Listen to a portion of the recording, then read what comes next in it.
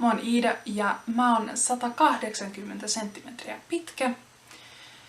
Ja se tuottaa vähän ongelmia täällä Japanissa, koska Japania ei todellakaan ole suunniteltu pitkille ihmisille.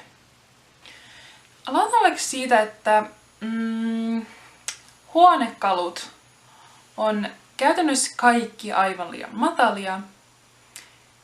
Mä en ole pystynyt istumaan varmaan niin kuin pöydässä kunnolla niin kuin tämän koko aikana, koska niin kuin tuolit on matalia ja pöydät on hyvin matalia ja se on todella raivostuttavaa, kun sä et pysty tyyliin laittamaan jalkoja pöydän alle, koska sinne ei mahdu.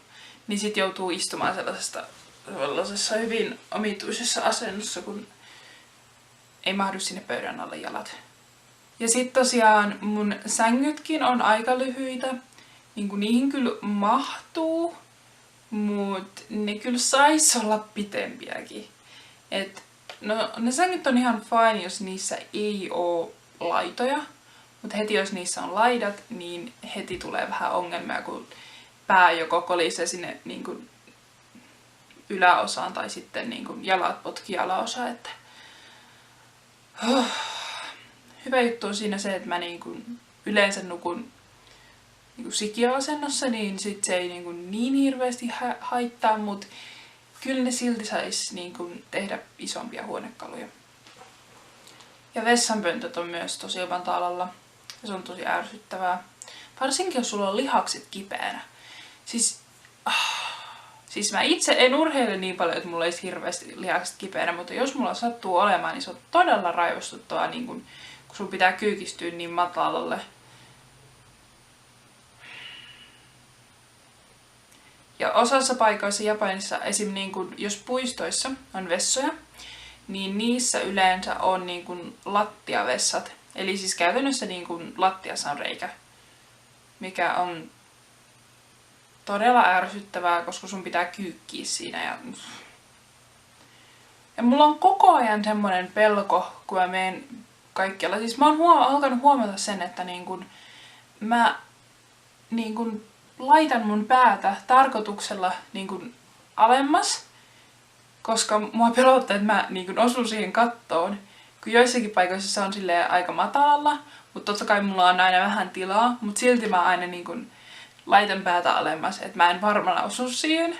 Ja joissakin paikoissa, varsinkin niin kuin vanhemmissa taloissa, niin oviaukot on ihan sairaan matalia. Niin kun esim. Jossain, kun mä käyn jossain linnoissa tai jossain niin kuin temppeleissä, niin ne niin kuin oviaukot on monesti niin kuin tähän asti, niin kuin muakin, niin se on todella raivostuttavaa. En ole vielä hirveästi kopistellut päätäni niihin, mut niin. Shoppailu on todella vaikeeta. Siis varsinkin tyttönä, koska täällä tytöt on todella pieniä. Et varmaan pisin tyttö, minkä mä oon niinku tavannut, on niinku jossain tähän asti. Ja yleensä ne menee niinku täällä. Et ne ei oo hirveän pitkiä.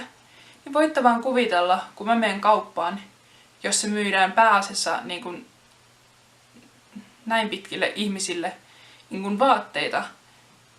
Voitte vaan kuvitella, että siellä ei hirveästi niin kuin, hirveän helpolla löydä mun kokoa.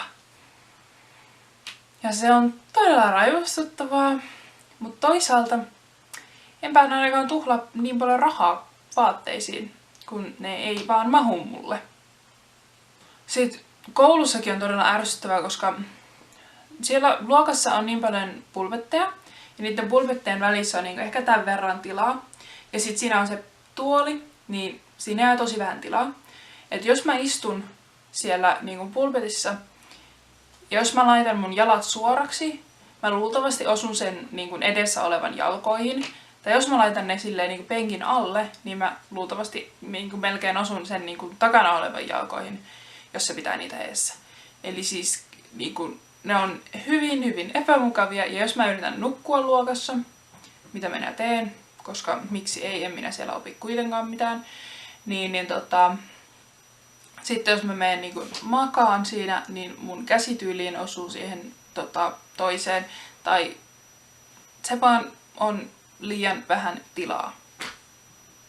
Ja sit se on kans aika ärsyttävää, kun ihmiset kysyy, että kuinka pitkä sä oot?